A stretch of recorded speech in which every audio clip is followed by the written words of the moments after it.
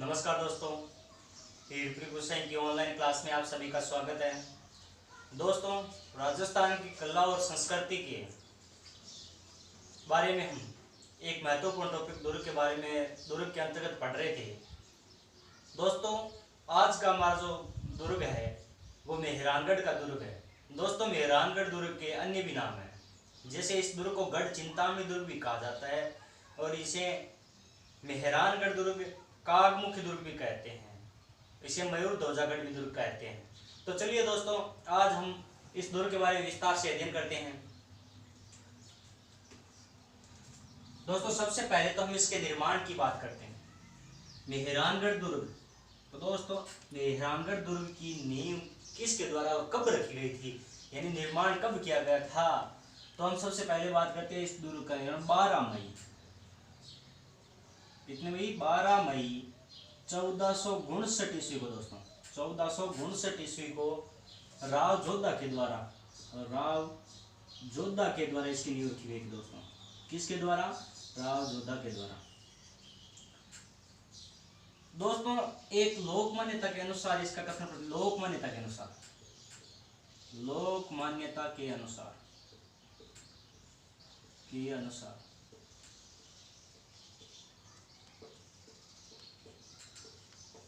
इस मेहरानगढ़ दुर्ग की नींव करणी माता के द्वारा रखी गई थी। इनके द्वारा, करणी माता के द्वारा रखी गई थी। करणी माता के द्वारा। वैसे करणी माता का मंदिर हमारे बीकानेर, करणी माता का मंदिर कहाँ स्थित है, बीकानेर देशनोक में। दोस्तों, ये जो दुर्ग है मेहरानगढ़ दुर्ग,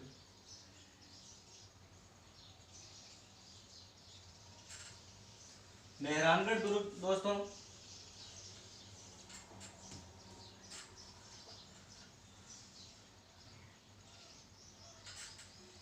इस मेहरानगढ़ दुर्ग मतलब पहले जो जिस पहाड़ी पर बनाया गया था दोस्तों, चिड़िया टूप पहाड़ी, तो हम वर्तमान में उसे कह रहे हैं। दोस्तों, पहले इस पहाड़ी को क्या कहा जाता था, हम उसी पहाड़ी की बात करते हैं। तो सर्वप्रथम इस पहाड़ी को कहा जाता था पंचेतिया पहाड़ी। दोस्तों याद रखना, क्या नाम था, पंचेतिया पहाड़ी।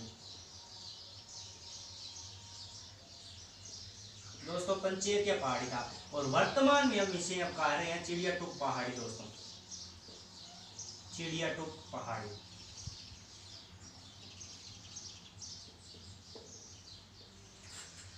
अब दोस्तों, हमने बोला था कि जो मेहरानगढ़ दुर्ग है इसमें मतलब इसके उपनाम कौन कौन से हैं। तो सबसे पहले हम उपनाम की बात करते हैं। दोस्तों तो देखिए इनके उपनाम कौन कौन से हैं।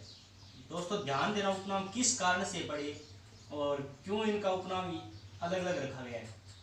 तो हम सबसे पहले बात करते हैं गढ़ चिंतामणि। दोस्तों क्या नाम है, गढ़ चिंतामणि। दोस्तों चिंतामणि, इसे गढ़ चिंतामणि दुर्ग क्यों कहा जाता है दोस्तों, तो ध्यान दीजिए। इस दुर्ग का निर्माण जब नींव डाली गई थी तो उस समय कुंडली निकाली गई थी। तो दोस्तों उस कुंडली निकालने के कारण इस दुर्ग का निर्माण क्या पड़ा था, उस कुंडली में बताया गया था कि इस दुर्ग का नाम गढ़ चिंतामणि होना चाहिए। कुंडली के आधार पर,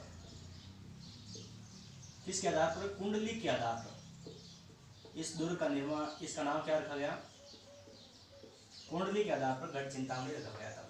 दोस्तों अब हम बात करेंगे मेहरानगढ़ दुर्ग इसे क्यों कहते हैं। दूसरा नाम है मेहरानगढ़, मेहरानगढ़ दुर्ग। अब दोस्तों प्रश्न तो यही उठ रहा है कि मेहरानगढ़ दुर्ग का नाम पड़ा कैसे, यानी किस कारण से मेहरानगढ़ दुर्ग आ गया। तो दोस्तों यहां पर सूर्यवंशियों का शासन था। इसे मिहिरगढ़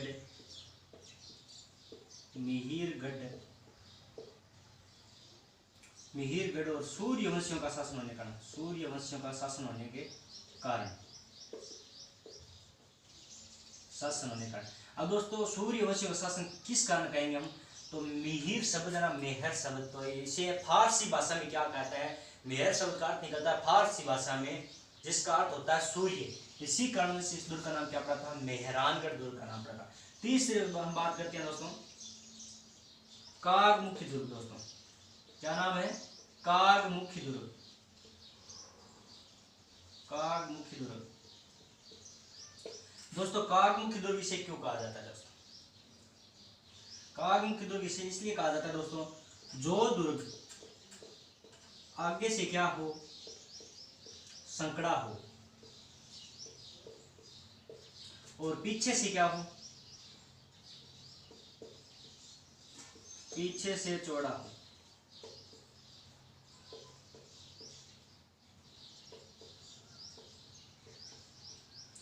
इसकी आकृति मतलब कौवे के जैसी होती है दोस्तों। कौवे के जो अग्रिम हिस्सा होता है देखो तिरछा होता है, और पीछे का हिस्सा मतलब जिसकी चौड़ाई होती है दोस्तों, इस किले का आकार कुछ ऐसा ही है दोस्तों।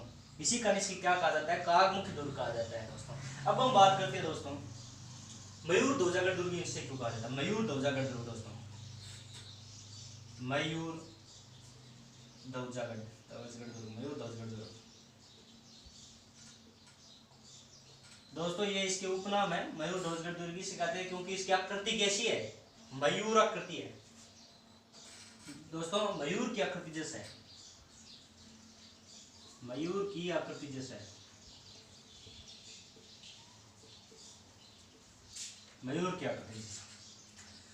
दोस्तों मेहरानगढ़ दुर्ग का मतलब सर्वप्रथम इसकी नींव किसने डाली थी, तो हम बात करते हैं 12 मई 1459 ईस्वी में राव जोधा ने डाली थी। लेकिन दोस्तों लोकमान्यता के अनुसार कहा जाता है कि इसकी जो नींव है बीकानेर की करणी माता ने इसकी नींव डाली थी। बीकानेर के जो राठौड़ के कुलदेवी है उससे करणी माता ने क्या डाली थी, नींव डाली थी।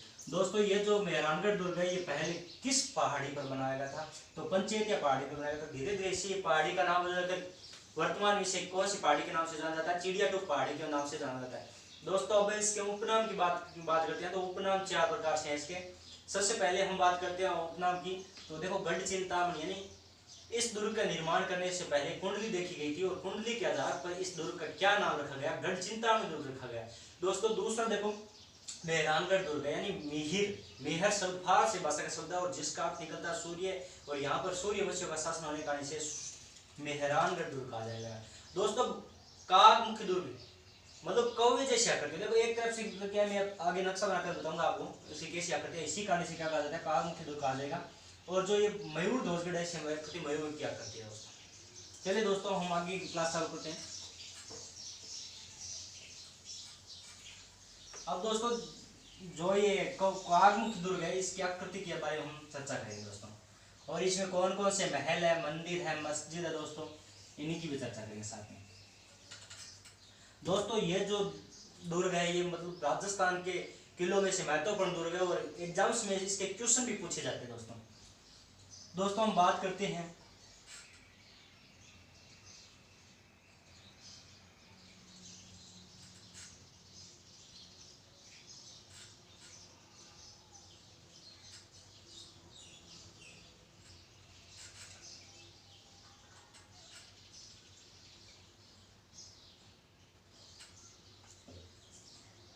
दोस्तों एक तरह से कह सकते हैं इसकी आकृति भारत के नक्शे के समान मिलती जुलती है।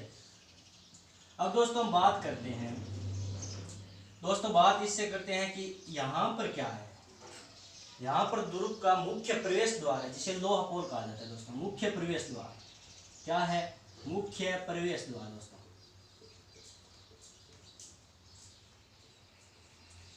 दोस्तों यहाँ पर 31 हथेलियों के निशान है, 31 हथेलियों के निशान है। कहाँ पर है 31 हथेलियों के निशान, निशान बने हैं दोस्तों। हम इनके मंदिरों की बात करते हैं, जो मंदिर बनाए गए हैं कहाँ पर, मेहरानगढ़ दुर्ग में दोस्तों। तो सबसे पहले हम उन मंदिरों की चर्चा करते हैं दोस्तों। दोस्तों यहाँ पर 2 मंदिर है विकसित है।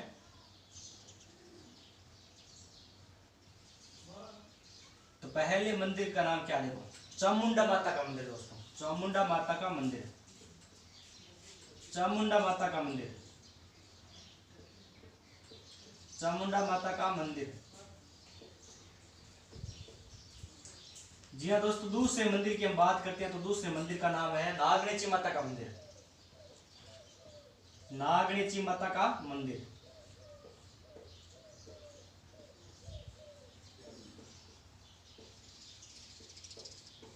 दोस्तों आपको याद होगा 2008 में एक मंदिर के अंदर भगदड़ मची थी, वो दोस्तों चामुंडा माता का ही मंदिर था, यानी इस मेहरानगढ़ के दुर्ग के भीतर ही मंदिर था, उसमें मतलब भगदड़ मची थी और काफी संख्या में घायल हुए थे। अब दोस्तों हम बात करते हैं, एक मस्जिद बनी हुई है दोस्तों। वैसे तो हम युद्धों की अलग बात करेंगे, जो मतलब शासक है, जैसे मारवाड़ के शासक है, मेवाड़ के शासक है, और जो चौहानों के शासक है, अजमेर के शासक है, जैसलमेर के शासक, उनके विस्तार से देख। लेकिन एक युद्ध आता है गिरी सुमेल का युद्ध दोस्तों। गिरी सुमेल एक जगह नाम था, गिरी सुमेल का युद्ध होता है किसके मध्य? राव मालदेव और शेरशाह सूरी के मध्य होता है दोस्तों। और राव मालदेव इस युद्ध में पराजित होता है और इस दुर्ग पर किसका आधिपत्य हो जाता है? तो दोस्तों शेरशाह सूरी का आधिपत्य हो जाता है। और शेरशाह अपनी एक मतलब मस्जिद का निर्माण करता है यहाँ पर। उस मस्जिद का क्या नाम दोस्तों? शेरशाह सूरी की मस्जिद है दोस्तों। क्या नाम है? शेरशाह सूरी की मस्जिद दोस्तों, सूरी की मस्जिद दोस्तों।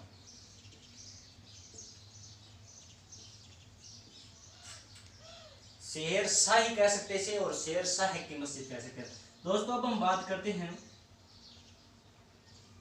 इस दुर्ग के अंतर्गत और क्या है। तो इस दुर्ग के अंतर्गत दोस्तों यहाँ पर क्या बनाया गया है? महल बनाया गया दोस्तों, महल बनाया गया है। इसे क्या कहते हैं हम? फूल महल कहते हैं दोस्तों, फूल महल, फूल महल दोस्तों। यहाँ पर भी महल बनाया गया है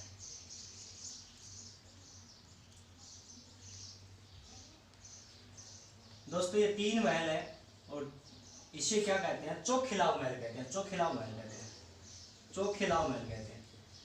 ये लाल पत्थरों के द्वारा मंदिर में था दोस्तों, लाल पत्थरों के द्वारा नहीं था। चौखिलाव महल दोस्तों। ये है मोती महल, मोती महल दोस्तों। यहां पर एक श्रृंगार चौरी बनी हुई है। क्या बनी है? श्रृंगार चौरी,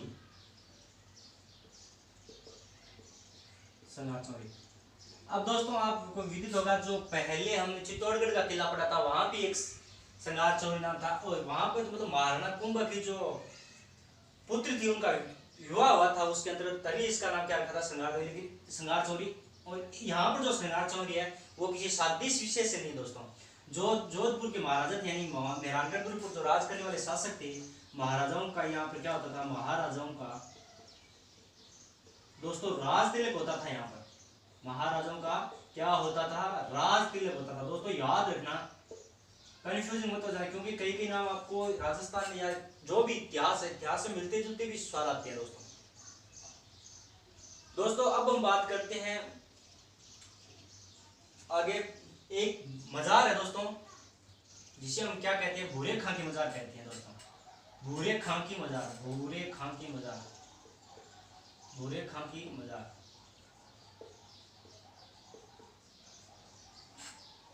दोस्तों। इस दुर्ग के अंतर्गत एक तोप नहीं है, अनेक तोप है। तो उन तोपों के मुख्य मुख्य तोपों के हम नाम बताते हैं। देखो, किला तोप दोस्तों, किला तोप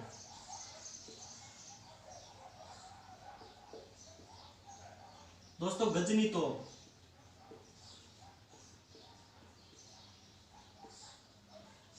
शंभू बाण तोप,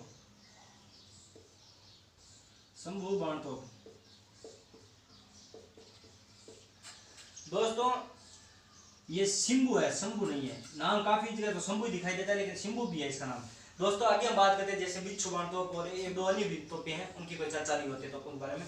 तो जी हाँ दोस्तों, ये जो मुख्य मुख्य बिंदु है हमें याद रखना है। जो मेहरानगढ़ दुर्ग है, मुख्य प्रवेश द्वार से द्वारपाल कहा जाता है। और इसी दुर्ग के भीतर 2 मंदिर बने हुए हैं, चामुंडा का मंदिर, चामुंडा माता का मंदिर, और नागरेची माता का मंदिर है दोस्तों। और यहाँ पर मतलब जो गिरी सुमेल का युद्ध हुआ था, तो इस दुर्ग पर आधिपत्य किसने किया? शेरशाह सूरी ने। और यहाँ पर उन्होंने एक मस्जिद का निर्माण किया, उसका नाम है शेरशाह की मस्जिद। इसमें 3 तोप रखी गई है, और भी तोप है, लेकिन 3 तो मुख्य रूप से हैं, किला तोप, गजनी तोप और शंभू बाण तोप दोस्तों। इसमें शेर भूरे खां की मतलब भूरे खां की मजार बनी हुई है। 3 महल है दोस्तों, वो कौन कौन से हैं? फूल महल है, चौखिलाव महल है और मोती महल है दोस्तों। जो चौखिलाव महल है वो लाल पत्थरों द्वारा निर्मित है दोस्तों। और अब हम बात करते हैं श्रृंगार चौरी की। तो यहाँ पर महाराजाओं का क्या होता था? राज तिलक होता था दोस्तों। और इसी दुर्ग के भीतर दोस्तों याद रखना, एक पुस्तकालय बना हुआ है, जिसे मान पुस्तक संग्रहालय कहा जाता है। मान पुस्तक दोस्तों, मान प्रकाश पुस्तक दोस्तों, मान प्रकाश पुस्तकालय, पुस्तकालय ये एक संग्रहालय है दोस्तों, याद रखना क्या है, संग्रहालय।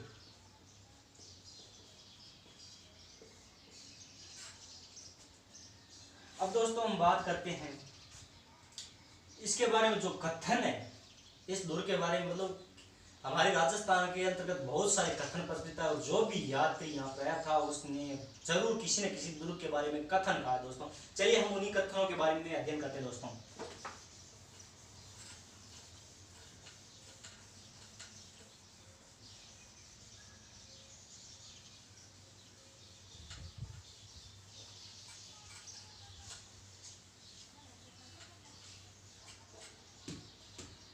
दोस्तों हम बात करते हैं रुडयार्ड किपलिंग की। दोस्तों किसकी बात करते हैं, रुडयार्ड किपलिंग की। दोस्तों याद रखना, रुडयार्ड किपलिंग।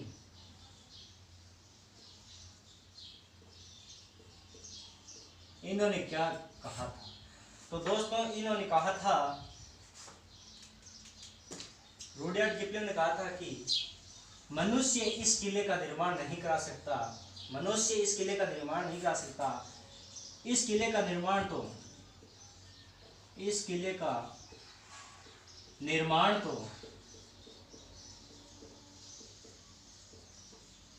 देवताओं, भूतों या परियों ने करवाया होगा।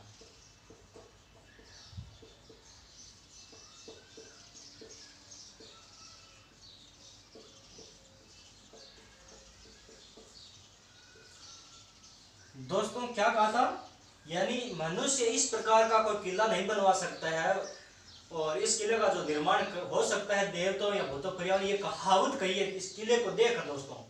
यानी हम अनुमान लगाया उन्होंने कि इस तरह का जो निर्माण कार्य मनुष्य तो नहीं करवा सकते, लेकिन देवता या भूत या परी के द्वारा इस किले के बारे में कहा गया दोस्तों। चलो दोस्तों हम आगे बात करते हैं। एक कथन और है दोस्तों, बिल गेट्स ने कहा था, बिल गेट्स ने, क्या नाम है, बिल गेट्स दोस्तों।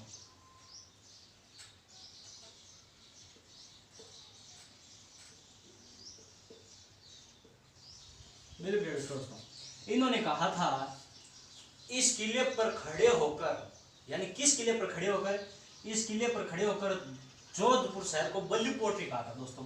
बल्लू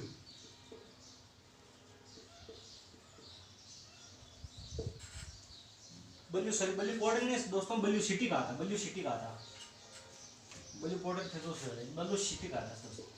याद रखना क्या कहा था और किसने कहा था, बिल गेट्स ने कहा था दोस्तों, और बल्लू सिटी कहा था। अब दोस्तों आप सोच रहे होंगे कि सर ने अभी तक दो सवाल नहीं बताए हैं, जो इस दुर्ग के बारे में प्रसिद्ध चीज रही है। अब वो प्रसिद्ध चीज क्या है, वो नाम आ रहा होगा जो जिस नींव में रजिया भाभी या फिर कह दो राजा राम की जो जीवित मतलब नींव के अंदर दिया गया था, उसका नाम क्यों नहीं दिया। तो हम बात करते हैं रजिया या